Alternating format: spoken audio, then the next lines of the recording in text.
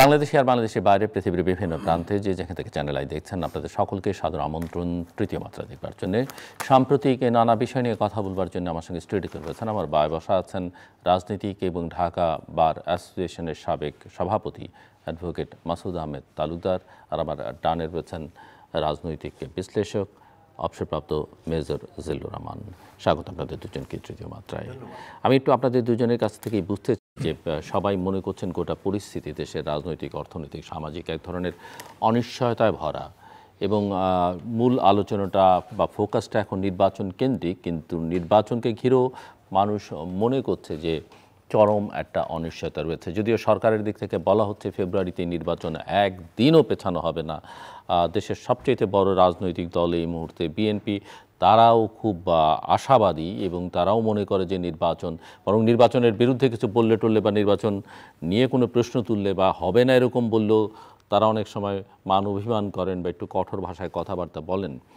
So তারা আশাবাদী, কিন্তু বেশ কিছু রাজনৈতিক দলকে লক্ষ্য করা যাচ্ছে যে তারা বলছেন যে তারা নির্বাচন হোক চায়, সেটা ফেব্রুয়ারিতে হোক, ডিসেম্বরে হোক বা পরে হোক, কিন্তু তাদের যেসব দাবি, বিচার, সংস্কার, পিআর পদ্ধতি, জুলাই সনদের আইনি একটা সুরক্ষা দেয়া, এই বিষয়গুলো না হলে কোনো নির্বাচন তারা চায় না। আসলে তারা মনে করে এই নির্বাচন মিনিংলেস।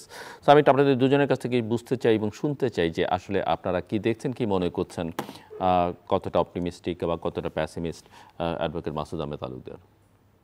জি, আপনাকে ধন্যবাদ জনাব মেজর জিল্লুর রহমান এবং আমাদের বক্তব্য আপনারা যারা শুনছেন। দেখুন, এই সরকার রাষ্ট্রীয় ক্ষমতায় এসেছে 1 বছরের কিছু সময়কাল বেশি হয়েছে।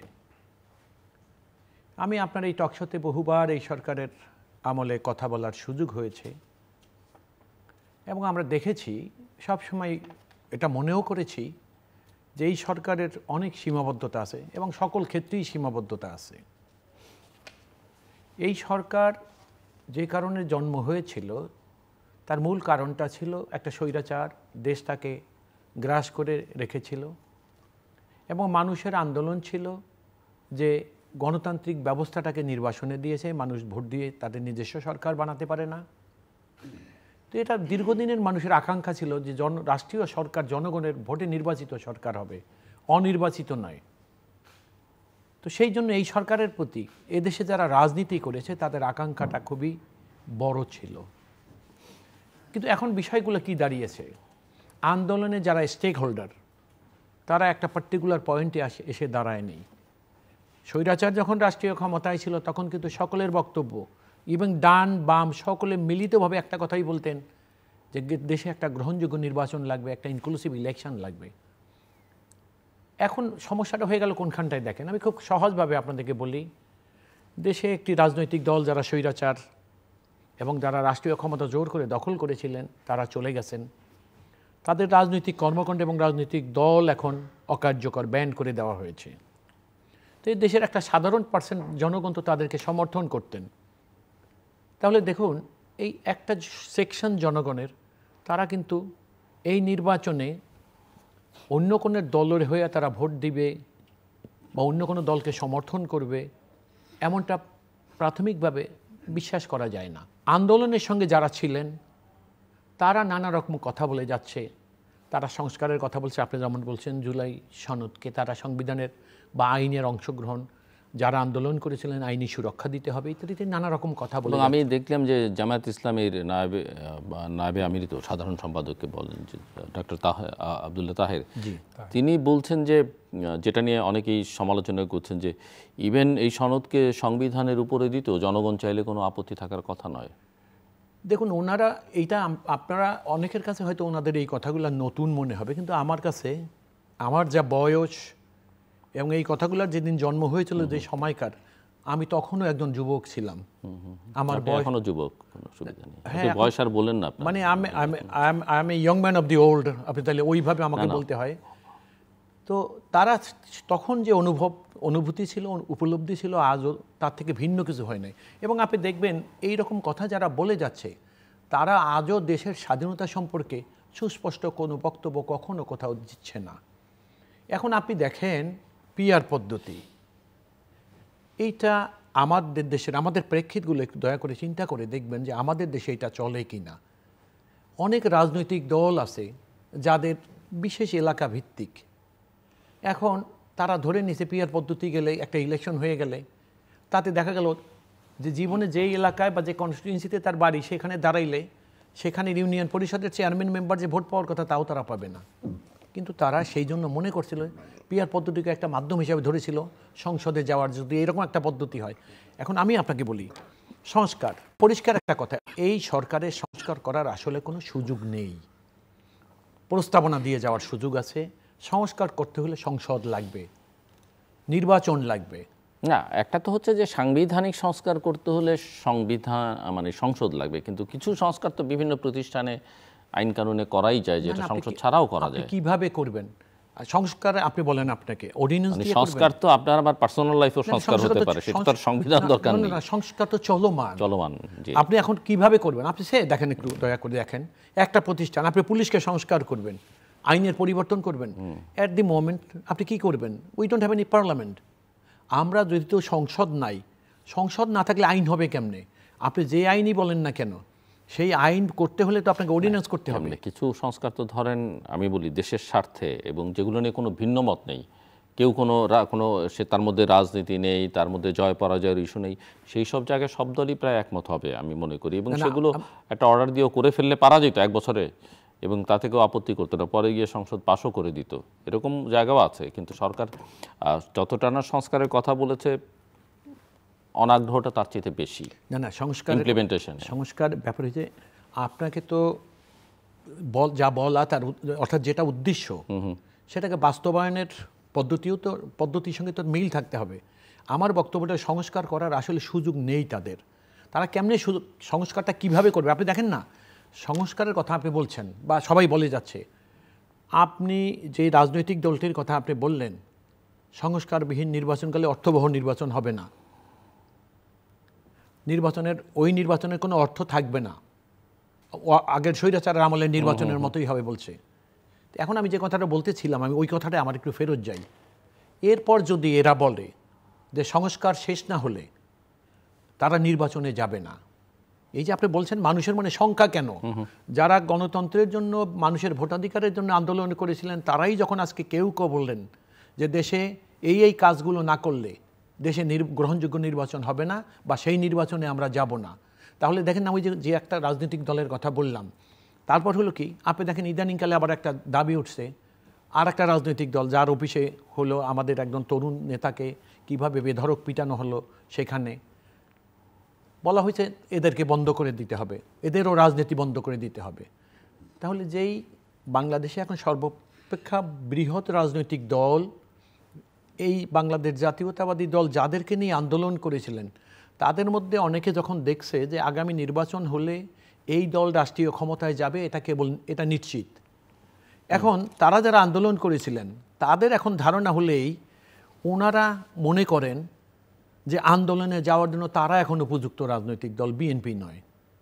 তাইলে বিষয়টা কি তাহলে তাদের হিসাব দেখেন আপনি, আন্দোলনে যাওয়ার জন্য, ক্ষমতায় যাওয়ার জন্য, তাহলে আপনি কি দেখলেন? এবং তারা একটা হিসাবও দিয়েছে, খুব গুরুত্বপূর্ণ লোকের মুখে আমি শুনেছি যে দেশের 61% লোক তাদেরকে নাকি সমর্থন করে, আর 40-39% লোক নাকি আওয়ামী লীগকে সমর্থন করে। তাইলে বিএনপি যারা রাষ্ট্রীয় ক্ষমতায় যাবে একটা গ্রহণযোগ্য নির্বাচন হলে, তাদের তো দেশের আর কোনো মানুষই রইল না। তাহলে আপনি বুঝতে পেরেছেন ব্যাপারটা হলেই এই দলগুলোর মধ্যে একটা সমস্যা তৈরি হয়ে গেছে। তারা হলো এই যে তারা মনে করে নির্বাচনী যে সংস্কার, এটা কিন্তু আসলে নির্বাচন না করার পক্ষের কথা না, এটা হলো নির্বাচনটাকে বিলম্বিত করা। নির্বাচন বিলম্ব করলে লাভটা কী হবে? তারা মনে করে নির্বাচন যত বিলম্বে হবে বিএনপিকে তারা, এবং আপনি দেখবেন আমি ডে ওয়ানে যেই 5ই আগস্টের পরে রাষ্ট্রীয় ক্ষমতায় যখন এই সরকার আসতো, আমি আপনার এখানে বলে গেছিলাম, আমার আজও মনে আছে, আমি আবারও বলছি, আমি বলছিলাম যে রাষ্ট্রীয় যন্ত্র ব্যবহার করে বিএনপির চরিত্র হনন করা হচ্ছে, যেটা স্বৈরাচার আওয়ামী লীগ করেছে, বর্তমান সরকারেও কেউ এটা করা শুরু করছে, এটা হয়তো আরও ব্যাপকতা কিছুদিনের মধ্যে। এবং আপনি দেখেন ইউটিউবে আপনি যাবেন, কর্মসূচি ভিত্তিক বিএনপির চরিত্র হনন চলছে। এবং তাদের কর্মসূচিটা কি, কারণ উদ্দেশ্যটা কি জানেন? তারা মনে করে যদি বিএনপির চরিত্র, যেটা স্বৈরাচার করেছিল বিএনপির বিরুদ্ধে, তারা মনে করে বিএনপির চরিত্রকে যদি তারা হনন করতে পারে, তাহলে যারা এটার পিছনে মাস্টার মাইন্ড, তারা মনে করে তাদের পপুলারিটি বাড়বে। এবং পপুলারিটি বাড়তে বাড়তে একটা এমন জায়গায় যাবে, বিএনপির পপুলারিটি কমে যাবে, আর ওনারা যারা এই অপকর্মগুলো করছেন তাদের পপুলারিটি, জনগণ তাদেরকে বেছে নেবে। এখন স্বপ্ন দেখা তো অন্যায় না, কিন্তু স্বপ্ন যে কতটা স্বপ্নেরও তো একটা পরিধি থাকে, ওই কত কি স্বপ্ন দেখে। তো আমার কথাটা ছিল এরকম যে নির্বাচন নিয়ে শঙ্কার পিছনে অনেকগুলো কারণ আছে। এখন রাজনৈতিক মাঠে যারা আন্দোলন করেছিলেন, যারা গণতান্ত্রিক ব্যবস্থায় সরকার চেয়েছিলেন, তারা যখন ভিন্ন সুরে কথা বলে, সাধারণ মানুষ যারা অপেক্ষায় ছিলেন দীর্ঘদিন, তারা তখন শঙ্কায় পড়ে যায়। জি, মেজর জিল্লুর, আমি একটু আপনার কাছ থেকে মানে একই প্রশ্নটা আপনার কাছে রেখেছিলাম, সেটাই আপনি উত্তর দেবেন। এখন কি আমাদের খুব শিগগিরই আবার শুনতে হবে কিনা নির্বাচনটা ফেব্রুয়ারিতে না এপ্রিলে? আপনি খুব গুরুত্বপূর্ণ কথা বলেছেন, এবং আপনাকে আমি দেখি একটা পারসাইটনেস থাকে যে অন্য অ্যাঙ্কররা তো দূর বিশ্লেষণ করে কিনা, সেই দিক থেকে আমি আপনাকে ধন্যবাদ জানাই, যেহেতু আমার চিন্তাভাবনার সাথে মনে হচ্ছে আপনার লং রেঞ্জ ভিশনের সাথে অনেকটা ইনলাইন হবে। এখন আমার প্রিয় ব্যক্তিত্ব অ্যাডভোকেট মাসুদ এবং বিএনপির উনি একজন নেতা, তো কিছুটা ওনার আলোচনার মধ্যে বিএনপির চশমা তো চোখে আছে, এই জন্য কিছুটা বিএনপির পক্ষে কথা বলতে হয়। এই সরকারের প্রতি আমি মাসুদ ভাইয়ের কথা থেকে শুরু করি যে এদেশের মানুষের অনেক আকাঙ্ক্ষা ছিল, আশা ছিল, এটা থাকাই স্বাভাবিক। তো এখানে একটু আমি ইতিহাসের দিকে যেতে চাই, সেটা হলো স্যামুয়েল হান্টিংটনের যে বিখ্যাত বইটা দেখেন, উনি বিপ্লব উত্তর এবং বিপ্লব পূর্ব পরিস্থিতি নিয়ে সারা বিশ্বের উপরে উনি গবেষণা করে একটা বই লিখেছে, যেটা আমার মনে হয় আমাদের রাজনীতিবিদরা হয়তো কেউ স্টাডি করে, বেশিরভাগ আমার মনে হয় না যে এগুলা স্টাডি করেন। তাহলে যে ধরনের মন্তব্য ওনাদের মুখ থেকে আসে দেখি, তা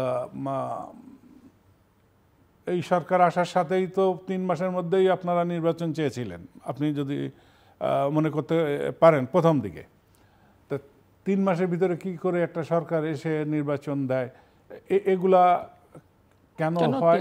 3 মাসে নির্বাচনের বহু রেকর্ড আছে বাংলাদেশে, সেটা আছে, কিন্তু এই প্রেক্ষাপটটা এমন ছিল না, যেখানে প্রধানমন্ত্রী নিজে তার পরিজন নিয়ে পালায় গেছে, বাইতুল মুকাররমের ক্ষতি নিয়ে গেছে, মুয়াজ্জিন নিয়ে গেছে, সমস্ত এমপিরা চলে গেছে। এই ধরনের ইতিহাস পৃথিবীতেও নাই। তা আমি আলোচনাটা ওই জায়গায় আসছি, নির্বাচনের কথা বলছেন, তা আমি এই বিখ্যাত গবেষকের পরিস্থিতিটা আমি তুলে ধরতে চাই। এটা আমাদের জাতির জন্য প্রয়োজন যে এই সময়টা আমাদের অত্যন্ত সংযমী হতে হবে, ধৈর্যশীল হতে হবে এবং সুশৃঙ্খল হতে হবে। পৃথিবীতে যত জায়গায় এরকম বিপ্লব অভ্যুত্থান ঘটেছে, পরবর্তী পরিস্থিতি যা যা ঘটে ঠিক তাই আমার দেশে এখনো বিরাজমান। এখানে কোনো ম্যাজিক ডক্টর ইউনূস এনে দেখাতে পারবেন না, কেউ দেখাতে পারবেন না, কারণ এটাই হচ্ছে নিয়ম। পানি সবসময় নিচের দিকে গড়াতে থাকবে। পাবলিক অপিনিয়নটা এরকমই হয়। যেমন বিপ্লবের আগে মানুষের অনেক আশা থাকে, স্বাদ থাকে, স্বপ্ন থাকে, তারা ভোট থাকে, কিন্তু নির্বাচনের প্রশ্ন যখন আসে তার আগে একটা জিনিস মনে রাখতে হবে যে অতীত যে সরকার থাকে তাদের প্রতি ঘৃণা, ক্ষোভ অতিমাত্রায় থাকে, বঞ্চনার অনেক ব্যথা থাকে, যে কারণে মানুষ আবেগী থাকে, প্রতিশোধ পরায়ণ থাকে। সেই কারণে আইন হাতে তুলে নেয়, গ্রুপে গ্রুপে গোত্রে গোত্রে মারামারি হানাহানি লেগে থাকে, লুটতরাজ থাকে। এগুলো খুব সহজে নিয়ন্ত্রণ করা যায় না। হয়তো নামকে হস্তে একটা বিপ্লবের পরে বা অভ্যন্তর পরে একটা সরকার, হয়তো গণতান্ত্রিক সরকার আসে, কেউ নামমাত্র এসে, তারা অতটা দৃঢ় থাকে না, অতটা কার্যক্রম থাকে না। কিছুদিনের মধ্যেই মানুষ যখন দেখে যে আমার যে আশা, আমার যে মুক্তির স্বাদ, আমার ন্যায় বিচার, আমার যে অধিকার, কোনোটাই তারা দিতে পারছে না। তখন শুরু হয় আবার অসন্তোষ জনমনে। এই অবস্থার মধ্যে কি হয়, যারা স্বৈরাচার পূর্বে থাকে তারা কি করে, রাষ্ট্রীয় সকল সংস্থা, সাংবিধানিক সংস্থা সবগুলোকে দুর্বল করে ফেলে। তাদের অনুগত মেরুদণ্ডহীন কিছু লোক সেখানে বসিয়ে রাখে শুধুমাত্র তাদের পারপাস সার্ভ করার জন্য। তো তারা যখন পালিয়ে যায় বা জনগণ খেদায় যায়, তখন যারা থাকে তাদের পক্ষে এইটাকে সুসংগঠিত করা একটা কঠিন কাজ। এখন আসুন নির্বাচনের কথা বলি। নির্বাচন বললেই তো নির্বাচন হবে না। হ্যাঁ, হতে পারে, আমলাতান্ত্রিক অনেক বিষয় আছে, আমরা অফিস আদালতে প্র্যাকটিস করে আসছি যে জটিল কোনো বিষয় চট করে একটা কমিটি বা কমিশন গঠন করে দিল যে এটা খতিয়ে দেখো, এটা নিয়ে সুপারিশ দিন, সময় ক্ষেপণ করা। বাংলায় যদি আমি ব্যাখ্যা করি, নির্বাচন হতে গেলে যে সামগ্রিক বাস্তব পরিস্থিতি, না জনগণ নির্বাচনের জন্য প্রস্তুত। হ্যাঁ, হয়তো বিএনপি অনেক বড় দল, জনপ্রিয় দল, তারা আশা করছে এই মুহূর্তে যত ইমিডিয়েটলি কালকেই নির্বাচনটা হলে তারা খুশি, কারণ তারা ক্ষমতায় চলে আসতে পারবে, তাদের কর্মসূচি বাস্তবায়ন করতে পারবে, এটাই হওয়া স্বাভাবিক। তো এর ভিতরে আমাদের মতো যারা একটু বিশ্লেষণ করে, ক্ষমতায় আসলে বিএনপি কতদিন চালাতে পারবে, কতদিন বেগম খালেদা জিয়া, তারেক রহমানের নাম নিয়ে এই দলকে শাসন ক্ষমতায় নিয়ে রাষ্ট্র পরিচালনা করা যাবে। It is a big game, big question. এটা যদি একটু সময় নিয়ে দেশকে ঠিক সঠিক একটা পর্যায়ে এনে নির্বাচন দেওয়া হয়, বিএনপি। তো আমি একটু একটা জাতির জীবনে 1 বছর সময় খুব কম নয়, যেমন খুব বেশিও নয় কিন্তু একেবারে কমও নয়। সো আপনি আমাকে একটু বলেন যে লাস্ট 1 ইয়ারে কি কি ইতিবাচক কাজ হয়েছে যেটা কারণে আরও একটু সময় বেশি সরকারকে দেয়া দরকার? ও ভেরি গুড।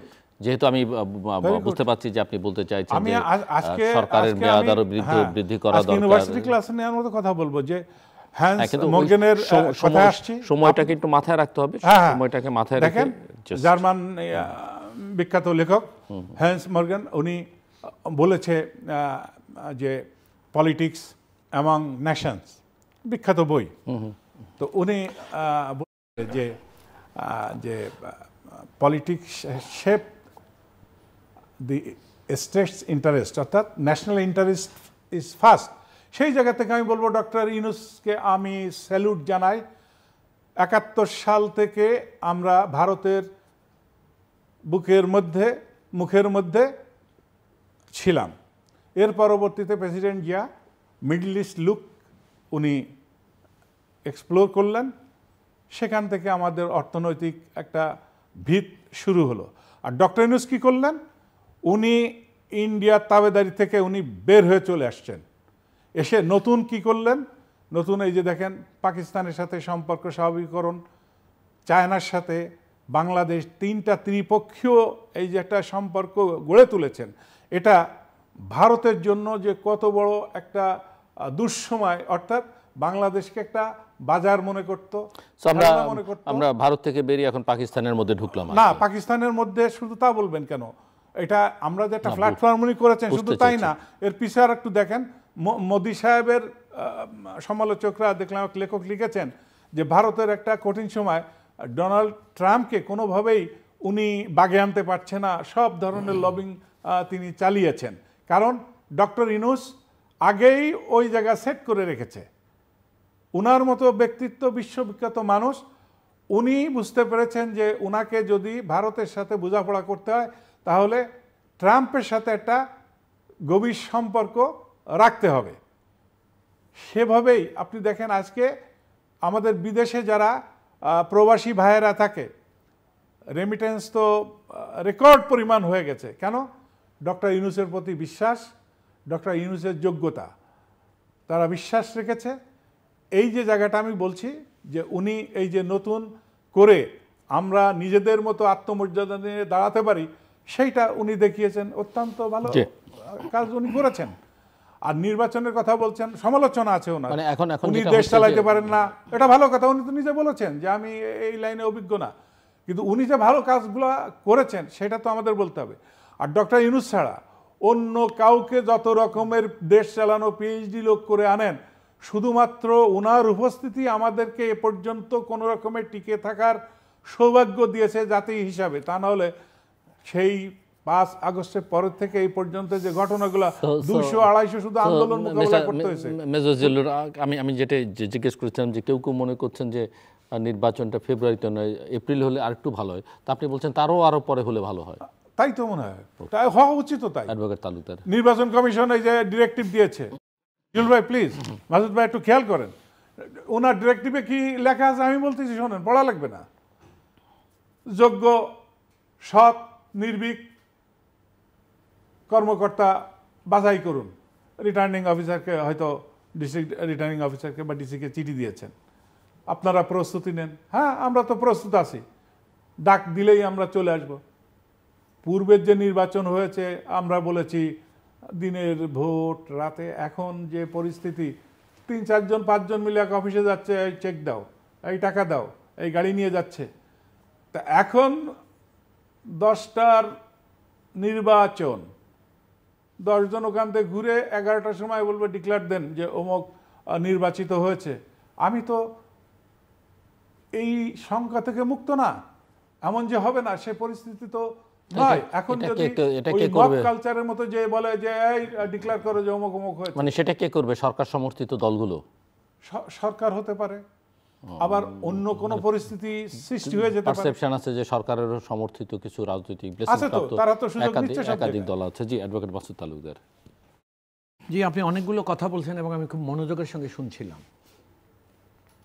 নির্বাচনের সঙ্গে আপনার যে একটা শত্রুতা, এটা এতটা স্পষ্টভাবে আমি আর আপনার কাছ থেকে কখনো শুনিনি। তো সেই কারণে আমার এটা বলতে হয় এই জন্য যে নির্বাচন ছাড়া, একটা গণতান্ত্রিক পদ্ধতিতে উত্তরণের নির্বাচন ছাড়া আর কোনো রাস্তা নেই। অনেক স্বৈরাচার নানা রকম কেটিকেচার করেছে, অনেক প্রচেষ্টা চালিয়েছে।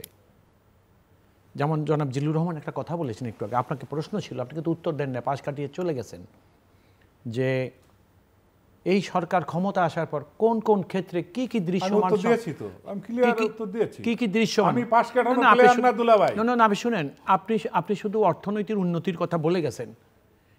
একটা জাতির অনেকগুলো কারণের মধ্যে অর্থনীতি একটা বিষয়। অর্থনৈতিক উন্নয়ন বলতে উনি শুধু রেমিটেন্সের কথা বলেছেন, আপনি রেমিটেন্সের কথা বলছেন, এবং আপনি জাস্ট লিসেন, আপনি একটু শুনেন। আর আমি নির্বাচনের পক্ষে। না, আপনি একটু শুনে নেন। আমার বক্তব্যটা হলো যে রেমিটেন্স বেড়েছে, রিজার্ভ কোথায় আছে, আমাদের বেকারত্ব কোন জায়গায় নেমেছে, আমাদের অর্থনীতির অবস্থা ভার্চুয়ালি কি। আপনি যদি স্বৈরাচারের পতনের শেষের দিকের কথা বিবেচনায় মনে করেন, আজকের অর্থনীতিকে আপনি বিচার বিশ্লেষণ করতে চান, আমি বলবো হ্যাঁ, নিঃসন্দেহে আপনার সঙ্গে একমত যে হ্যাঁ, এটার উন্নতি হয়েছে। কিন্তু আমার বক্তব্য না, আপনি যে প্রশ্নটা ছিল, এই অর্থনীতির বাদে শুধু রিমিটেন্সটা বাদ দিয়ে কোন ক্ষেত্রে আপনি পুলিশের দিকে তাকান, আজকে থেকে 1 সপ্তাহ আগে একজন রাজনৈতিক নেতাকে পুলিশ কি বেধড়ক পিটিয়েছে আপনি লক্ষ্য করেছেন? অর্থাৎ এখন যেই অ্যাটমসফিয়ারের কথা, এখন বিক্ষিপ্ত অনেক ঘটনা হয়েছে। আমি হোসেন মোহাম্মদ এরশাদ সাহেবকে রাষ্ট্রীয় ক্ষমতা দখল করতে দেখেছিলাম। দখল করার আগে এরকম বিক্ষিপ্ত নানা রকম ঘটনা ঘটত, কিন্তু আমাদের দুর্ভাগ্য তখনকার পরিস্থিতি জন্য আমাদের দুর্ভাগ্য ছিল সেটা। কিন্তু আজকে সৌভাগ্য কি জানেন? 5ই আগস্টের পর কিন্তু আমাদের দেশে আমরা সেই দৃশ্য আর সেই অবস্থা কিন্তু আর দেখিনি। কেউ এসে কিন্তু ওইরকম রাষ্ট্রীয় ক্ষমতা দখল করতে চাইলেন না, বরং যিনি রাষ্ট্রীয় ক্ষমতা দখল করতে পারতেন তিনি কি করলেন? তিনি কিন্তু রাজনীতিবিদদেরকে ডাকলেন জনগণের প্রতিনিধি হিসাবে, আপনারা আসুন, দেশটাকে কীভাবে চালাবেন আপনারা সাব্যস্ত করুন, সিদ্ধান্ত নেন। আপনি দেখেন, আপনাদের প্রত্যেকের অনেকেরই কথায় আমরা শুনি ভারতীয় আধিপত্যবাদের বিরুদ্ধে আমাদের দাঁড়াতে হবে, তার থেকে মুক্ত থাকতে হবে। আপনি 71-এর কথাও বলেছেন যে 71 শুনেই আমরা পরাজিত হয়েছি বা তাদের অধীনে চলে গেছিলাম। কিন্তু একটা মজার ব্যাপার আপনি একটু লক্ষ্য করুন তো, যে ভারতীয় আধিপত্যবাদের বিরুদ্ধে আমরা সবাই এর থেকে মুক্তি চাই, কিন্তু মুক্ত থাকার জন্য আমাদের কি করণীয় একটু বলুন তো। আমাদের যে সকল ইন্ডিকেটরগুলো আছে, দেশের মানুষ আছে, সবচেয়ে বড় শক্তি কে? আমাদের দেশের সেনাবাহিনী। এই দেশপ্রেমিক সেনাবাহিনী যতদিন আছে আমরা আশ্বস্ত হতে পারি, বিশ্বাস করতে পারি যে আমাদের দেশের স্বাধীনতা সার্বভৌমতা রক্ষা করবে, এবং তারা ওয়াদাবদ্ধ প্রতিজ্ঞাবদ্ধ জীবন দিয়ে হলেও আমাদের স্বাধীনতা রক্ষা করবে। কিন্তু আপনারা দেখেন আজকে কি হচ্ছে, আলোচনার নামে, সমালোচনার নামে সেনাবাহিনীকে আপনারা, অনেক মানুষকে আমি দেখেছি সমালোচনা করতেছে প্রকাশ্যে, উলঙ্গভাবে, অন্যায়ভাবে। দেশের সেনাবাহিনী যেটা এত গর্বিত একটা প্রতিষ্ঠান, এটার কারণটা কি? আপনি মুখে যদি আপনি বলেন যে আমরা দেশের প্রতিবেশী দেশের আধিপত্য থেকে মুক্তি চাই, আবার যেই আমাদের মুক্তি যারা নিশ্চিত করবে তাদেরকে যখন আমরা উলঙ্গভাবে সমালোচনা করি, আমরা কি সবিরোধী আচরণ? তাইলে হচ্ছে কি, যেই শক্তির উপরে ভর করে আমরা আধিপত্য মুক্ত থাকব, আমরা সেই শক্তিকে দুর্বল করে দিচ্ছি সমালোচনা করে অন্যায়ভাবে। তাহলে বিষয়টা কি দাঁড়াচ্ছে? আমরা যারা আধিপত্যবাদের থেকে মুক্তি চাই, আমরাই কিন্তু আধিপত্যের পক্ষে কাজ করছি। কারণ যেই প্রতিষ্ঠান আমার আধিপত্য মুক্ত রাখবে, যে প্রতিষ্ঠান আমার স্বাধীনতাকে, আমার সার্বভৌমতাকে সমুজ্জ্বল রাখবে, আমরা কিন্তু সেই প্রতিষ্ঠানকে সমালোচনা করছি অন্যায়ভাবে। তাহলে যে কথা বলছি আমার কাজ কিন্তু তার থেকে ভিন্নটা হচ্ছে। আমি আপনাকে আবারও বলছি, এই সরকার আসলে, আপনি দেখেন না এই সরকার এখন নির্বাচন দিতে চাচ্ছে কেন? নির্বাচন এই কারণে দিতে চাচ্ছে, তারা বুঝে গেছে যে তারা নির্বাচন না দিয়ে আর কোনো উপায় নাই। যে কথাগুলো বল, হ্যাঁ একটা ট্রানজিট টাইম থাকে। আপনি দেখুন, আপনি বিপ্লব বলেন আর মাস আফসার্স বলেন, যেটাই আপনি বলেন, স্বৈরাচারের পতন তো হয়েছে, হওয়ার পরে একটা সরকার আসছে এখানে। এই সরকারটা কিসের উপরে? এটা কি বিপ্লবী সরকার? দেশের কনস্টিটিউশন কি সাসপেন্ডেড? এই সরকার যারা রাষ্ট্রীয় ক্ষমতা দখল করেছে তারা এই সংবিধানের অধীনে পড়ে আসে না? আপনি এখন বলেন, যদি কেউ দাবি করে যে কারো বক্তব্য, ভাই 111-এর সময়কারে আমরা দেখেছি তাই সংবিধানের অনেক আর্টিকেলগুলো সাসপেন্ডেড ছিল।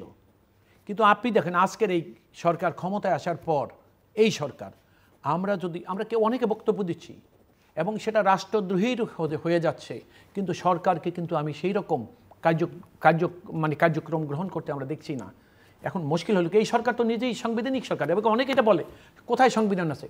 আরে সংবিধান আছে কোথায়? সংবিধানে আছে বলেই তো এই সরকার আসছে। এই সরকার সংবিধানে ছিল বলেই কিন্তু সরকার আসছে। এই সংবিধান ধরেই তারা ওত নিয়েছে। হ্যাঁ, এবং এই সংবিধান ধরে তারা ওত নিয়েছে, এবং তারা কথা দিয়েছে আমরা এই কোনো রকম কি বলে এটাকে, রাগ অনুরাগের বশবর্তী হইয়া কোনো কাজ করিব না। তো এখন সমস্যাটা হয়ে গেল কি, দেখেন আপনি যে কোনো জিনিসই কিছু একটা লোক কোনো একটা জায়গায় দাবি করলেই পরের দিন সেটা হয়ে যাচ্ছে, হবে না। আপনি দেখেন আমাদের দেশের সবচেয়ে বড় সম্পদ কি ছিল এই আন্দোলনের? রাজনীতিবিদরা দীর্ঘদিন, বিশেষ করে বিএনপির কথা আমি বলবো, আপনি অবশ্যই বিএনপি নিয়ে আমাকে একটু খোঁচা দিলেন, যে 16-17টা বছর বিএনপিতে কি নিরলস আন্দোলন করেছে ডান বামকে একসাথ করে। সেই বিএনপি আন্দোলন করার পরে যে জিনিসটা ছিল, সেখানে এসে ছাত্রদের কোঠা বিরোধী আন্দোলন যোগ হওয়ার পর একটা মোমেন্টাম আর্ন করেছে, এবং একটা টোটালিটি হওয়ার পরে স্বৈরাচার চলে গেছে। যাদের সবচেয়ে বড় সম্পদ ছিল কারা? ছাত্ররা। এবং আপনারা দেখবেন পৃথিবীর, এই দেশের ইতিহাসে, পৃথিবীর কথা আপনি বাদ দেন, বাংলাদেশের ইতিহাসে যখনই ছাত্ররা জেগেছে তখনই কিন্তু আপনি দেখবেন ওই দেশের স্বৈরাচারকে পতন হতে হয়েছে। অর্থাৎ সকল সময়ে রাষ্ট্রের স্বৈরাচার পতনে ছাত্রদের ভূমিকা। কিন্তু দুর্ভাগ্য কোথায় আপনি দেখেন, সেই ছাত্ররা যখন রাজনৈতিক দল করে, এবং রাজনৈতিক দল করার পরে আপনি দেখেন যেই ছাত্রদের কি গ্লোরিয়াস ভূমিকা তাদের, আজকে রাজনীতিবিদরা, সমাজের তথাকথিত আবার একটা সুশীল সমাজ, তারা তাদের সমালোচনা করতেছে, চরিত্র হনন করতেছে। আপনারা এত বড় অফিস কোথায় পান? আপনারা এত লাক্সারি লাইফ কীভাবে লিড করেন? আপনারা এত দামি দামি গাড়ি কোথায় চালান? আপনি কত বড় ক্ষতিটা করলেন দেখেন। ভারতীয় আধিপত্যবাদের বিরুদ্ধে আপনারা মুক্ত থাকার জন্য দেশের সেনাবাহিনীকে উলঙ্গভাবে সমালোচনা করছেন। আবার যেই ছাত্ররা সাধারণ মানুষের মধ্যে থেকে, যারা নিজেদের নিঃস্বার্থভাবে জীবন দিতে কখনো পরোয়া করে নাই, সেই ছাত্রদেরকে কি করলেন? রাজনীতির যে সুবিধা সেগুলাকে আকৃষ্ট করাইলেন, তাদেরকে দিয়ে রাজনৈতিক দল করলেন, এবং তাদের বিরুদ্ধে তারা ক্ষমতায় যাওয়ার আগেই দুর্নীতির অভিযোগ তাদের বিরুদ্ধে চলে আসলো। আজকে দেশে ঢালাওভাবে তাদের সমালোচনা করছে। দেশটাকে কতভাবে ক্ষতি করছেন আপনি। কেমনে সংস্কার করবেন? কি সংস্কার করবেন আপনি বলেন? পুলিশ কি তার অবস্থান পরিবর্তন করেছে?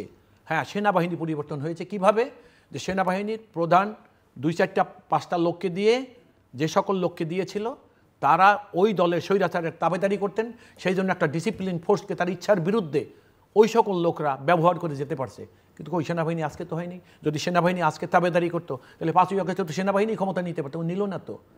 এরপর যদি আপনি সেই মুখে বলবেন আপনি ভারতীয় আধিপত্যবাদের বিরুদ্ধে থাকতে হবে আপনাকে, আর যেই প্রতিষ্ঠান আপনাকে পাহারা দিচ্ছে তাকে আপনি সমালোচনা করে দুর্বল করবেন, তাহলে কাজ আর কথার মধ্যে কিন্তু অনেক ফারাক আছে। অথবা আপনি কার স্বার্থ দেখছেন আসলে? তাহলে স্বার্থটা আসলে কার দেখছেন যারা এই সমালোচনাগুলো করছেন? আমি আপনার কথা বলছি না, আমি যারা করছে তাদের কথা বলছি।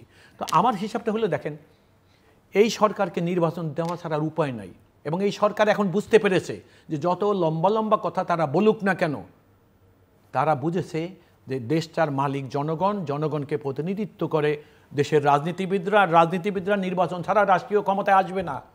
আপনি এটাও নিশ্চিত থাকেন, এই 5ই আগস্টের পর কিন্তু প্রথম একটা ইনিশিয়েটিভ ছিল যে রাজনীতিবিদদেরকে নিয়ে রাষ্ট্রীয় ক্ষমতা সরকার করা হোক, জাতীয় সরকার, কিন্তু তারা সেটাকে একমত হয় না। কি কারণে? কারণ তাদের আন্দোলনটাই ছিল যে জনগণ ভোট দিয়ে রাষ্ট্রীয় ক্ষমতায় আসবে, আমরা এইভাবে আসব না।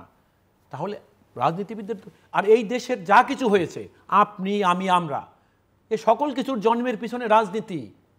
সুতরাং রাজনীতির মধ্যে যদি কোনো দুই একটা ব্ল্যাক শিপ থাকে, তাকে নিয়ে হোল রাজনীতিকে সমালোচনা করে তো আমাদের চলবে না। হ্যাঁ, আমি ইউনূস সাহেবের প্রতি আমার যথেষ্ট শ্রদ্ধাবোধ আছে, কিন্তু ইউনূস সাহেবের গভর্নমেন্ট অ্যাজ এ হোল আপনি একটু তাকিয়ে দেখেন তো, অন্য যে কম্পোনেন্টসগুলো আছে তাদের শশা ক্ষেত্রে কি। এখন আমি সবচেয়ে দুঃখ লাগে কোনখানে জানেন? স্বৈরাচার শেখ হাসিনার কথা আমার আসতে আমার লজ্জা লাগে, তারপরও আমি না বলে পারছি না। আপনি এক জায়গায় একটা লঞ্চ ডুবে গেছে, শেখ হাসিনার নির্দেশ না দেওয়া পর্যন্ত কোনো কাজ হতো না। কারো বাড়িতে আগুন লেগেছে, শেখ হাসিনার নির্দেশ ছাড়া না হতো। তাহলে এই একটি মানুষের যে পূজা করার প্রবণতা, এটা বোধহয় অজান্তে এখনও আমাদেরকে চালিত করছে, ধাবিত করছে। আমাদের আসলে সামগ্রিক টোটালিটি দরকার, একটা ইউনিফাইড নেশন দরকার। আমি একটু ভুলটা ভেঙে দিয়ে, আমি নির্বাচনের বিপক্ষে নই, এবং প্রধান উপদেষ্টা উনি বলেছেন খুব জোরালোভাবে যে নির্বাচনের কোনো বিকল্প নাই, সেটাই একমাত্র গণতান্ত্রিক প্রথা। ওই যে তারিখ বলা হয়েছে ফেব্রুয়ারি প্রথমার্ধে নির্বাচন হবে, এটা ওনার কথা, উনি তো বলবেন। আমি আমার দৃষ্টিতে দেখছি উনি দ্রুত একটা নির্বাচন দিয়ে রাজনৈতিক একটা শক্তির হাতে, নির্বাচিত কোনো বডির কাছে ক্ষমতা দিয়ে উনি সরে যেতে চান। ওনার যে খ্যাতি, বিশ্বময় যে ওনার সুনাম, উনি এখানে থাকলে হয়তো বিতর্ক বাড়বে, এই জন্য উনি দ্রুত একটা নির্বাচন চায়। সো নির্বাচনের দিক থেকে আপনি যেটা ব্যাখ্যা করেছেন এটা সঠিক, নির্বাচনের কোনো বিকল্প নাই, সেটা আমরাও চাই। কারণ কোন নির্বাচন?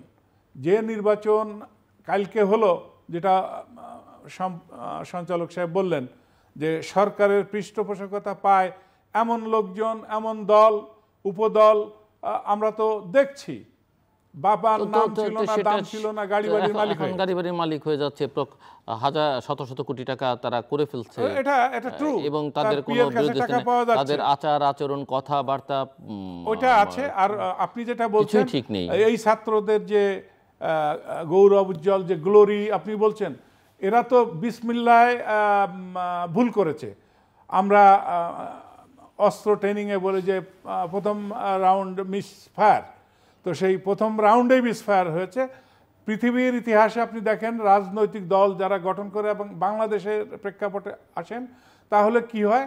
যারা রাজনীতিবিদ পুরানো, যাদের প্রজ্ঞা আছে, যাদের অভিজ্ঞতা আছে, সুনাম আছে, জনপ্রিয়তা আছে, তাদের কিছু কিছু ডেকে ডেকে এক জায়গায় তারা বসে যে দেখেন আমরা একটা দল করতে চাই, আপনাকে এইভাবে আপনার অ্যাপ্রোপ্রিয়েট জায়গায় পজিশন দিচ্ছি, এইভাবে অ্যামালগেমেট করে একটা দল করা হয়। শুধুমাত্র ইউনিভার্সিটিতে পড়া, কলেজে পড়া কিছু স্টুডেন্টের হাতে দেশ পরিচালনার দায়িত্ব দিবে দেশের মানুষ, এ দেশের মানুষকে এত আহাম্মক ভাবলে তো হবে না।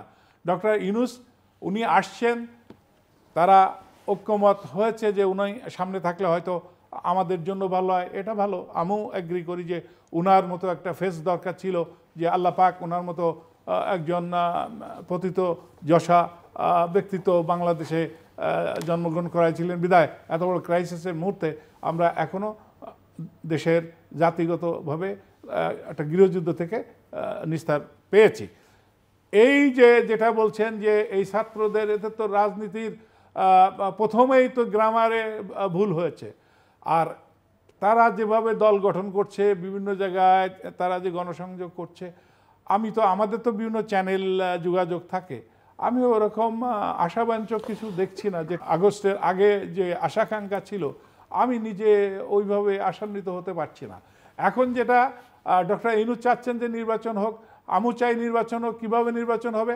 নির্বাচন কমিশন বলবে যে তোমরা রেডি হও, স্বরাষ্ট্র মন্ত্রণালয় বলবে যে তোমরা একটা ক্যাডার করো, প্রতিদিন 1 ঘন্টার একটা করে ক্লাস নাও, কিভাবে ডিউটি করতে হবে। আনসার ডিজি বলবে যে ঠিক আছে, প্রত্যেক ব্যাটালিয়নে তোমরা প্রতিদিন 1 ঘন্টা করে ক্লাস নাও, নির্বাচন ডিউটি কি করতে হবে, কিভাবে করতে হবে। প্রশাসনের ঠিক নাই, সচিবালয় কিভাবে চলছে। মোপা সচিব পালিয়ে বেড়ায়, উনার নামে দুদকে মামলা, উনাকে অফিসে খোঁজে বঞ্চিতরা, সঠিকভাবে বসতে পারে না। পুলিশের টিকা কি অবস্থা, আজ এই জায়গায় বসে কালকে এখান থেকে চলে যাচ্ছে আর এক জায়গায়, এরপরে আর একটা মামলায় ঝুলে আছে। এই অবস্থায় একটা সংগঠন যদি মনোবল নিয়ে তার উপরে অর্পিত দায়িত্ব পালন করতে না পারে, শুধুমাত্র আমি by virtue of my chair and position যে নির্বাচন অনুষ্ঠান হতে হবে, যেমন এখন চৌধুরী মামুন আগের আইজিপি বলতেছে যে জাভেদ পাটোয়ারি, তার মগজ থেকে এটা আসছে। জাভেদ পাটোয়ারিও আমার সাথে চাকরি করছে, পিএলও ছিল আমাদের বঙ্গভবনে। তো তার মগজ থেকে আসছে যে রাতের বেলায় সব ভরে ফেলবো। এখন হয়তো অন্য আর একটা মগজ থেকে চলে আসবে, স্যার ডেট ঠিক আছে, আপনার কথা আপনি রাখবেন, কারণ উনি অত্যন্ত দৃঢ়চেতা মানুষ, উনি যেটা বলছে ওই ডেটেই উনি করবেন। তারা বললো স্যার ঠিক আছে, আপনার ডেট ঠিক আছে। তারা বলবে যে মিডিয়াকে ঘোষণা করেন যে এই সিটে আমি লোকমান, আমি ফকিরউদ্দিন, আমি করিমউদ্দিন আমরা নির্বাচিত হয়ে গেছে। কিভাবে হলেন, কেমন করে হলেন আপনি বলতে পারবেন? তার মানে দাঁড়াচ্ছে দুটো জিনিস, যে আপনার ভাষায় সরকার নিরপেক্ষ নয়, অথবা সরকার খুবই ইনএফিশিয়েন্ট, সরকারের কোনো কন্ট্রোল অ্যাডমিনিস্ট্রেশন পুলিশ কারো উপরে নেই। সরকার তো নিরপেক্ষ নয়, এটা তো প্রথম থেকে বিএনপি বলেছে, জামাত বলেছে, সমস্ত রাজনৈতিক দলগুলো বলেছে যে, আপনিও বলছেন। তো বাংলাদেশের জনগণের দাবি এটা নির্দলীয় নিরপেক্ষ সরকারের অধীনে নির্বাচন। দুইটা জিনিস, একটা হচ্ছে এনজিওর প্রতি অতীব দুর্বল, আর এই ছাত্র যারা দল গঠন করেছে, আমাদের প্রধান উপদেষ্টা হয়তো ভাবছেন যে এরা অনেক কষ্ট ক্লেশ করেছে, অনেক জুলুম অত্যাচার তাদের উপরে গেছে, তারা যদি একটা দল গঠন করতে চায়। ছাত্র আগেও একটা দল গঠন করেছিলেন ওই যে SMS করে 1/11 সময়, দল করে নাই, প্রস্তাবনা ছিল। হ্যাঁ, মানে 27 দিন তিনি চেষ্টা চালিয়েছেন। তারপরে উনি দেখেছেন যে না, উনি নিজেই বলছেন I am inappropriate in this area, I am not appropriate here. তো ঠিক রাজনীতিটা এমন যে এখন ধরেন বড় যে দলগুলা তারা চাচ্ছে দ্রুত নির্বাচন হোক, আমরা কোনো জায়গায় তো এক হতে পারি নাই। এমনকি জামাতের সেক্রেটারি জেনারেল, বিএনপি আগে খুব আগ্রহ দেখায়নি সংস্কারের ব্যাপারে, পরবর্তীতে আস্তে আস্তে কিছু কিছু ছাড় দিয়েছে, আর কিছু কিছু সাইন করছে নোট অফ ডিসেন্ট দিয়ে। তারপর একজন সাংবাদিক জিজ্ঞেস করেছে যে নোট অফ ডিসেন্ট দিয়ে সাইন করলেন, পরবর্তীতে ক্ষমতায় যে যদি বলে আমাদের তো নোট অফ ডিসেন্ট ছিল। তো উনি খুব সুন্দর উত্তর করেছে, এটা আমারও উত্তর, যে ক্ষমতায় যে আপনি যদি বলেন না আমি এগুলো মানি না, এগুলো পছন্দ হয়নি, তখন পরিস্থিতির জন্য করতে হয়েছে।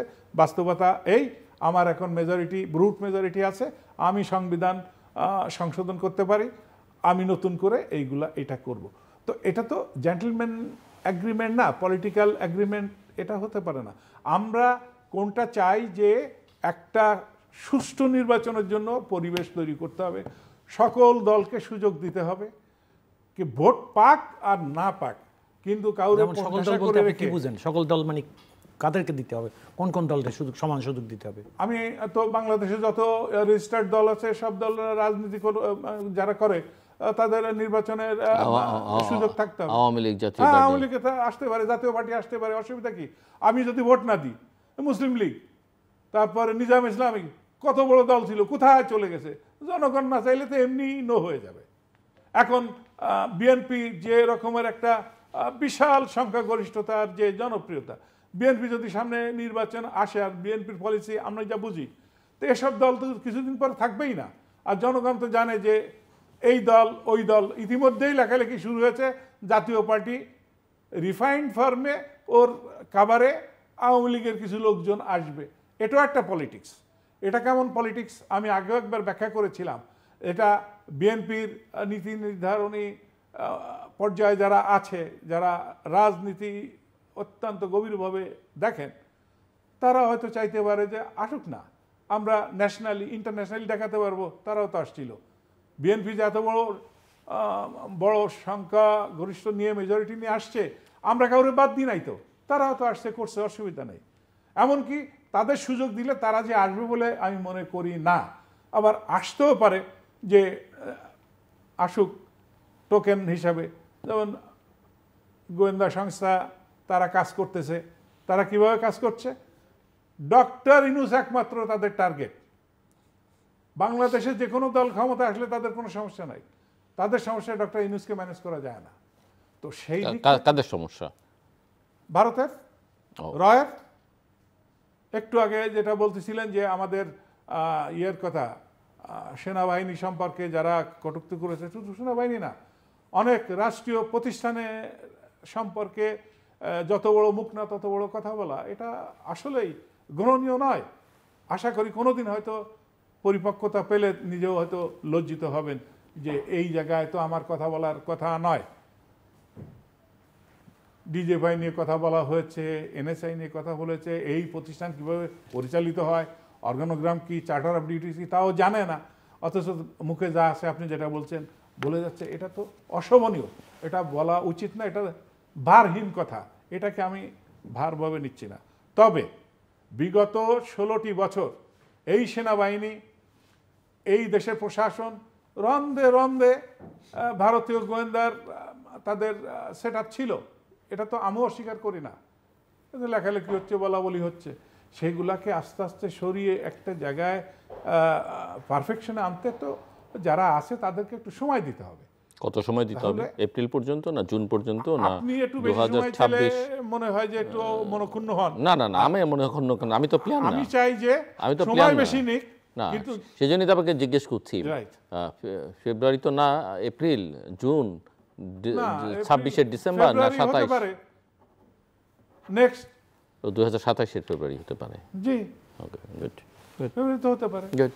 গ্রাউন্ড ওয়ার্ক করতে হবে, পুলিশ ঠিক করেন, প্রশাসন ঠিক করেন, জনগণকে তৈরি করেন, মোটিভেট আমাকে করেন। একটু আপনি একটু আমাকে বলেন না, মানে আমি একটু বোঝার জন্য আমি আসছি আপনার কাছে অ্যাডভোকেট মাসুদ। প্রথম কথা হচ্ছে যে আমার খুশি হওয়ার অখুশি হওয়ার কিছু নেই। I am not a player. আমি জাস্ট কোশ্চেন করি, আপনাদেরকে প্রভোগ করি উত্তরটা বের করার জন্য। আমাকে বলেন যে 1 বছরে পুলিশ ঠিক হলো না কেন, ঠিক করা গেল না কেন? আমাকে এই একটা প্রশ্নের উত্তর দেন। এবং সবাই যেখানে স্বীকার করছেন, গোটা দেশের মানুষ, সরকার প্রধান, যে আইনশৃঙ্খলা পরিস্থিতি খুব একটা ভালো নয়, পুলিশ ঠিক হচ্ছে না, এবং পুলিশে আবার সেনাবাহিনী থেকে আসা একজন মানে প্রাক্তন অবশ্যই লেফটেন্যান্ট জেনারেল আছেন, ঠিক হচ্ছে না কেন? আমাকে খালি এই একটা প্রশ্নের উত্তর দেন। সেটাই ঠিক হচ্ছে না, একদম সিম্পল। আপনি আর কি বাকি সংস্কার করবেন? আপনি একটা প্রতিষ্ঠান, এই সিস্টেমের ভিতরে, কারণ আমরা কিন্তু এটা জানি সাধারণভাবে নর্ম যে মানে প্র্যাকটিস যেটা, যতই বলি না কেন যে কে কোন দলের দোসর, দালাল, কে কার আমলে চাকরি পেয়েছে, সরকার যখন একটা আসে, প্রশাসনে যারা থাকে, পুলিশে যারা থাকে, তারা সবাই আসলে ওই সরকারকে যতটা খুশি করার চেষ্টাই করে। এটাই সাধারণ প্রবণতা, ভেতরে যাই থাকুক। তাহলে ঠিক হলো না কেন? আমাকে এই একটা আমার প্রশ্নের ডিরেক্ট উত্তর দেন। একটা কথা, আপনার এই যে gap between the cup and sheep, আপনার এখানে একটু আমি লিঙ্ক আপ করতে চাই যে সেট আপটা দীর্ঘদিন ধরে করা, সেই সেট আপটা এই সরকারকে ওইভাবে সহযোগিতা করছে না। এই কথা শুনতে শুনেন, এই কথা শুনতে বাংলাদেশের জনগণের কান কিন্তু ঝালাপালা হয়েছে। কারণ শেখ হাসিনাও 15 বছর ক্ষমতায় থেকে ওই বলতো, এই বিএনপি জামাতের এদের সেট করা জিনিস এই এত বছরে ঠিক হয় না, এরাই সব করছে। এই কথা একই কথা, কিন্তু একই ডায়লগে কোনো চেঞ্জ নেই। কিন্তু না, আগে তো এত ছিল না, এখন যতটা প্রকট হয়েছে এত ছিল না। জি দেখুন, শেখ হাসিনা গোপালগঞ্জ বানায় ফেলছিল পুরো দেশটাকে। দেখুন,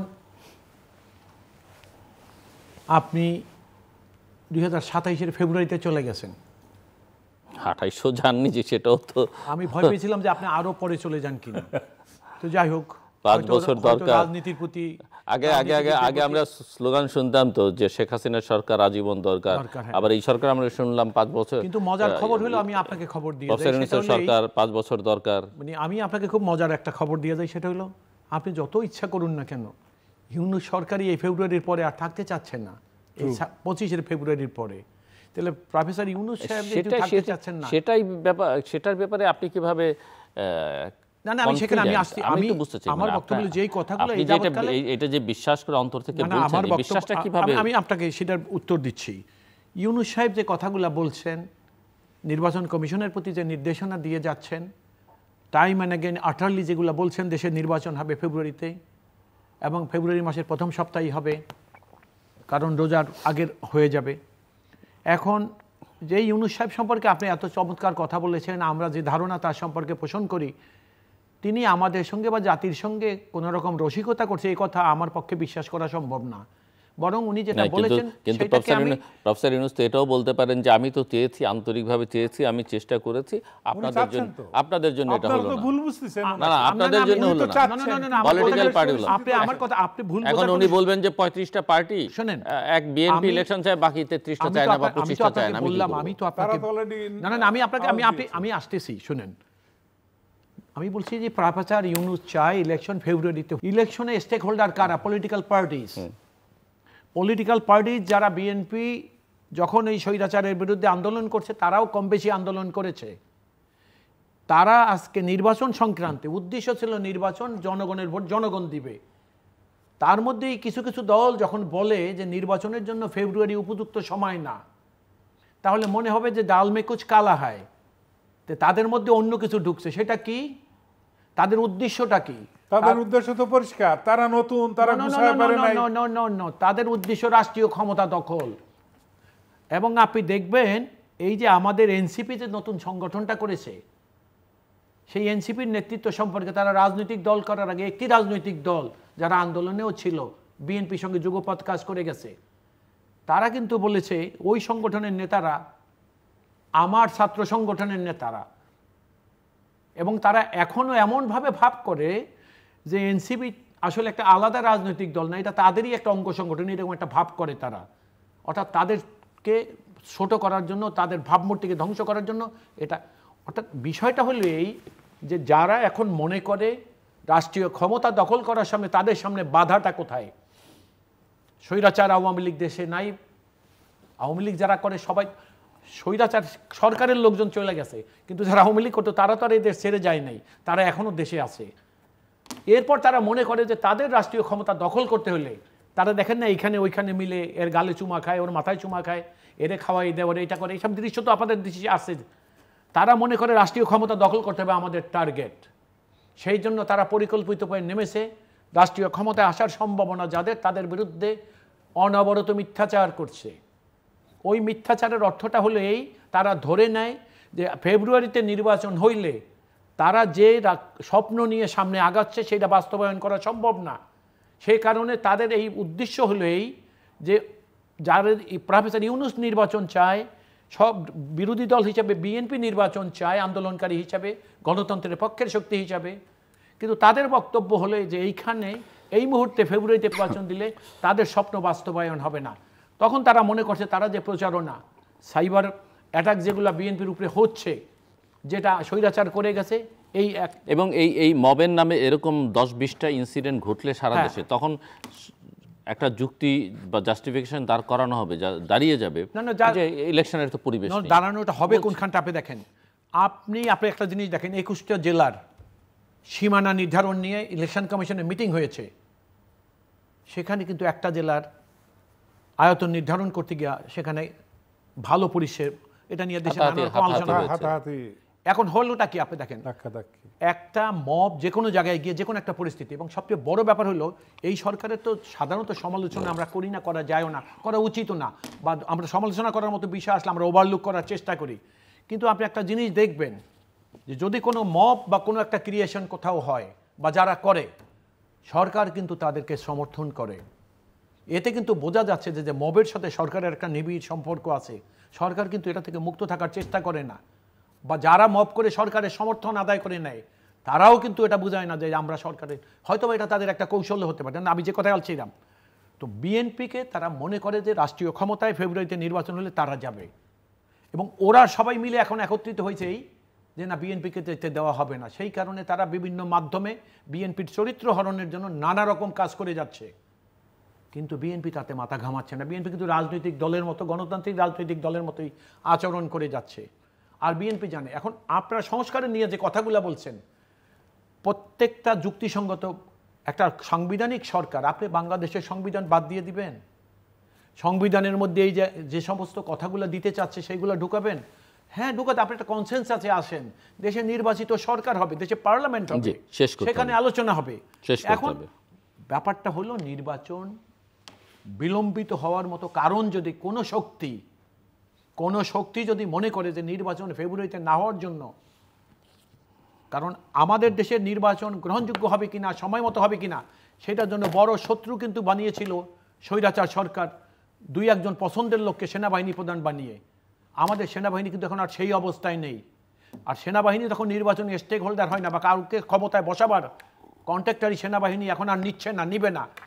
তখন বিষয়টা হলো আমি নির্বাচন গ্রহণযোগ্য, এবং আমি আপনাকে পরিষ্কার ভাষায় বলি, সিভিল ব্রোকারেসি যারা আছে তারা ঘাপটি মেরে বসে আছে। আপনি ইউনুসের কথা বলেছেন যে ওনাকে তো করে না, এটা তো বুঝছেন। এই জন্যই তো উনি কিছুই করতে পারছেন না। কোন পলিসি ইমপ্লিমেন্ট করতে পারছেন আজ পর্যন্ত উনি? রুটিন অফিসে যাওয়া, গাড়ি দিয়ে আসা, বাইরে যাওয়া, কি করতে পেরেছেন? সেই জন্য বিষয়টা হলেই আমি একদম পরিষ্কার ভাষায় বলে দেই, নির্বাচন ফেব্রুয়ারিতে বাইরে চলে যাওয়া মানে এই সরকার যেমন বিব্রত হবে, দেশের মানুষ তার চেয়ে বেশি বিব্রত হবে। এক, দ্বিতীয় কথা হলো গ্রহণযোগ্য নির্বাচনের জন্য দেশের সেনাবাহিনী যখন স্টেক হোল্ডার হয় নাই নির্বাচনে, যখন সেনাবাহিনীর জাতীয় স্বার্থের বাইরে কোনো স্বার্থ নাই, সেনাবাহিনী যখন মনে করছে না দেশের মানুষের স্বার্থ সেনাবাহিনীর স্বার্থ, আমি আপনাদেরকে আজকে চ্যালেঞ্জ করে বলে যাচ্ছি এখানে, তাহলে দেশে গ্রহণযোগ্য নির্বাচন না হওয়ার আর কোনো কারণ নেই। আর সিভিল ব্যুরোক্রেসি, পুলিশ, সেনাবাহিনীর সুপ্রিমেসি যখন আসবে, সেনাবাহিনী যখন মনে করবে যে আমরা কোনো বিশেষ দলকে ক্ষমতায় বসাবো না, দেশে গ্রহণযোগ্য 1970 সনে কি হয়েছে? এই দেশের আন্দোলনকারীরা কি করেছে? 1970 সনে মার্শাল্লাহ গভর্নমেন্টের আমলে নির্বাচন করেছে না? আমি সেই জন্য বলছিলাম সেনাবাহিনী যদি মনে করে কোনো দলকে আমরা ক্ষমতায় আনবো না, তাহলে শুধু সেনাবাহিনী, আমি সেনাবাহিনী যদি চাই, কথা আপনি বলেছেন, আপনার মেজর কাজটি নির্ভর করে তাদের উপরে। ধন্যবাদ। সুতরাং আমার শেষ কথাটা আমি এইভাবে আপনাকে বলতে চাচ্ছি, আজকে রাজনীতিবিদদের প্রতি হেট্রেট দিয়ে কোনো লাভ নাই, কারণ রাজনীতি ছাড়া কোনো কিছুর মুক্তি হবে না। হেট্রেটের বিষয় না, আমি শেষ করি আপনি বলেন। তো শেষ 10 সেকেন্ডে শেষ করেন। হ্যাঁ, সেই জন্য আমি বলছিলাম যে যারা এখন মনে করে যে যারা রাষ্ট্রীয় ক্ষমতায় নির্বাচন হলে যাবে তাদেরকে কোনোভাবে যেতে দিব না, চারের সত্য মিথ্যা সব দিয়ে তাদের চরিত্র হনন করব, আমি নিজে বলে দিতে পারি। এরকম চেষ্টা এই ইউনূস সরকার যদি 10 বছরও অপেক্ষা করে, যে গণ্ডির মধ্যে আছে এর বাইরে যাওয়ার শক্তি তাদের হবে না, এটা আমি নিশ্চিত। ইউনূস সরকার 10 বছর তো দূরের কথা, 1 বছরও সময় পাবে না। মানুষের মানসিকতা ফেব্রুয়ারির পরে পাওয়া উচিত না। প্লিজ, আমি বলছি এখন যেটা চট জলদি দরকার সেটা হচ্ছে মব বন্ধ করা, প্রশাসনকে কঠোর নির্দেশনা দেওয়া, যেখানে যে অবস্থায় পাবে সে অবস্থায় সোজা করে ফেলো, তাবা তাবা করে দাও। আমি 1 মাসের ভিতরে দেখতে চাই মব নামক এই সমস্ত অনাচার মিউজিয়ামে যেন খুঁজে না পাওয়া যায়, তখনই নির্বাচন সঠিক অনুষ্ঠানের শেষ। তাহলে এই পুলাপান দল ধরে এখানে লাভ সেখানে লাভ দিচ্ছে, এই গাড়ি সে গাড়ি, মুখে যা আসবে আপনি ছেলেপেলের দোষ দিয়েন না। এক সেকেন্ড, মবের মধ্যে কিন্তু রাজনৈতিক দল ইন ডিসগাইজ আছে, আপনি লক্ষ্য করেন যে রাজনৈতিক দল এখন নির্বাচন চায় না, তারাও রাজনীতি শোনেন, তারা এটা করতেছে। যারা ভালো ভালো রাজনীতির দল আছে, খারাপ রাজনীতির দলও আছে, সবাই তো আর ফেরেশতা না। ধন্যবাদ। সবাই তো দর্শক, অনুষ্ঠানের শেষ প্রান্তে আমরা সামাজিক যোগাযোগ মাধ্যম ফেসবুক, এক্স এবং ইউটিউবে তৃতীয় মাত্রা লাইভ স্ট্রিম হচ্ছে, আপনারা দেখতে পারেন। টেলিভিশনের পর্দায় দেখতে না পারলে যে কোনো সময় যে কোনো স্থান থেকে ইউটিউবে তৃতীয় মাত্রা চ্যানেলটি সাবস্ক্রাইব করে এই পর্ব বা পুরনো পর্বগুলো আপনারা দেখতে পারেন। মেজর জিল্লুর রহমান এবং মাসুদ আহমেদ তালুকদার অসংখ্য ধন্যবাদ এই আলোচনা অংশ নেবার জন্য। অনেক রকমের সমস্যা, কিছু অর্জনের কথাও আমরা এই আলোচনায় শুনেছি, কিন্তু মব বিষয়ে আমার অতিথিরা একমত যে মবটা বন্ধ করতে হবে। যতক্ষণ এই মব কালচার আছে ততক্ষণে ভালো নির্বাচনের কোনো আশা নেই। দ্বিতীয়ত হচ্ছে সমস্যা, নির্বাচন দেরিতে হলে কী লাভ হবে, আগে হলে কী লাভ হবে, সেগুলো নিয়ে আলোচনা নিঃসন্দেহে করা যেত যদি সরকারটা নিরপেক্ষ থাকতো, অথবা সরকারটা একটা ক্যাপেবল সরকার হতো, তার একটা ভালো নির্বাচন করবার সক্ষমতা যদি সে দেখাতে পারত। কোনো ক্ষেত্রে সেই সক্ষমতা দেখানো যায়নি। যদি আমার একজন অতিথি বলবার চেষ্টা করেছেন কিছু কিছু ক্ষেত্রে রেমিটেন্সের কথা বলেছেন, অর্থনৈতিক পলিসির কথা বলেছেন, সেগুলোতে অর্জন তিনি দেখেছেন। কিন্তু এই অর্জন দিয়ে বাকি সামগ্রিক সমস্যার সমাধান সম্ভব নয়। আর সবচেয়ে বড় কথা হচ্ছে যে বাংলাদেশের গণতন্ত্রের উত্তরণটা অত্যন্ত জরুরি, এই কারণে জরুরি যে বাংলাদেশের অর্থনৈতিক, রাজনৈতিক, সামাজিক স্থিতিশীলতার জন্য, এবং সেটা বিনষ্ট হলে আমাদের নিরাপত্তাও বিঘ্নিত হবার আশঙ্কা আছে। সব মিলিয়ে নির্বাচন। তবে যারা খুব অতি আশাবাদী যে ফেব্রুয়ারিতে নির্বাচন হচ্ছে, কোনো সমস্যা নেই, সরকার প্রধান বলেছেন, সরকারের সবাই বলছেন একদিনও বিলম্ব হবে না, আর নিজেরা ডুগডুগি বাজাচ্ছেন সেই আনন্দে, বিষয়টা অত সহজ নয়। এটা ফেব্রুয়ারি না এপ্রিল না জুন, আমার আরেক অতিথি যেমন বললেন এটা ফেব্রুয়ারি 2027ও চলে যেতে পারে। কি হবে সেটা কিন্তু নিশ্চিত নয়, কারণ আমাদের রাজনীতিবিদরাও, সরকার যেমন ভুল করেছে, আমাদের রাজনীতিবিদরাও কিন্তু কৌশলে, আচারে, আচরণে, হিসেব নিকেশে অনেক ভুল করে ফেলেছেন, বড় দল থেকে ছোট দল সবাই। আমাদের সঙ্গে থাকবার জন্য অসংখ্য ধন্যবাদ, আপনাদের সবার জন্য শুভকামনা।